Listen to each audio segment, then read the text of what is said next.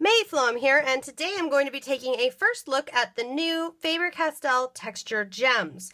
What are texture gems? What are they good for? What do I think? Well, we're going to talk about all of that right now. So first of all, this is a set of 3 that came together just like this. And I do want to point out, you can see these are about 5 inches long. If you compare that to, say, like a Stickles bottle, you can see it's more than twice the size. So it's a pretty good size product, just so you understand, how big it is when you look at the price of them.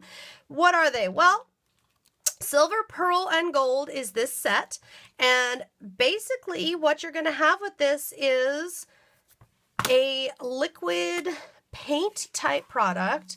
I say paint type product because that's how I think of it, at least, because you're going to be able to draw, doodle, write with it, whatever you might like.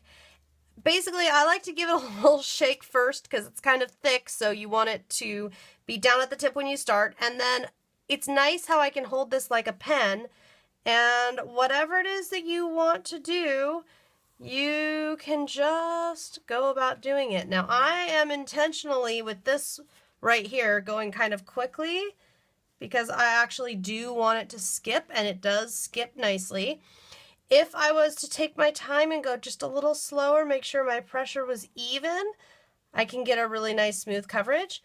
I can also blend this out if what I want is not so much the dimension, but some just kind of smooth, shimmery gold. I can certainly do that. And silver, pearl, or gold, it all works the same. You're going to be able to write with it, edge with it, make little accents with it. Whatever you might like. It is very easy to write with, and it is pretty easy as well to go back over, and if there's something you wanted to kind of thicken up or touch up, it's not super easy. You're not going to ever get it completely perfect looking, but you absolutely can go back over, and it is forgiving. It takes a long time to dry. I think the one I stopped clocking, I had one piece here, took over 2 hours.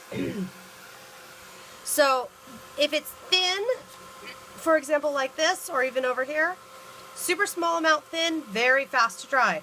If we get into a thicker zone, it's going to take a lot longer to dry.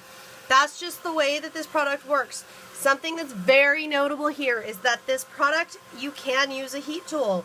Most of these kinds of products, whether they're puffy paint or diamond glaze, glossy accents, pearl paint, whatever, most of these kinds of products I have not had success using a heat tool to speed along drying, and with this it absolutely does. But enough about that. I'm just going to let that set aside and dry.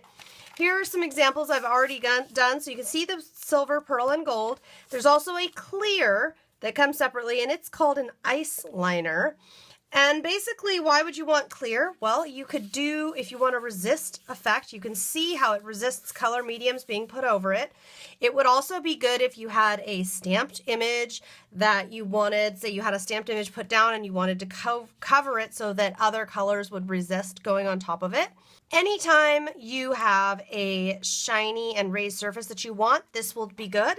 You could use it on wood veneer, or any of the colors would work on wood veneer. You could also, with the clear color, little accents, little things, if I wanted to, I could color these little leaves with this clear product, and what'll happen is it'll dry shiny and clear and raised, which means it'll have the look of kind of like an epoxy embellishment once it's dry. I am just being careful to kind of wipe down the tip after I use it, just because I do want to make sure that I don't get like a chunk left there that ends up blocking the tip. That is my one concern at this point. Honestly, I just haven't had them long enough to be absolutely certain that the tip won't block, but it seems to be designed in a way to resist that.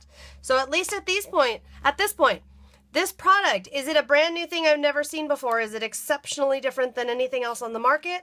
Quite honestly, not really. However, I really like the size of these pens and that I can really use them more like a pen. It's much easier for me than with, say, this kind of a bottle where I'm having to put all my fingers in a different way. I can really, for art journaling, I don't use Stickles for art journaling or for mixed media really all that much other than just spreading it around. So for writing purposes, these are really great because they kind of combine the dimension and the look of like a more paint or gel medium type look with the ease of a pen. So lots of fun here. You'll definitely be seeing them a lot more in future from me.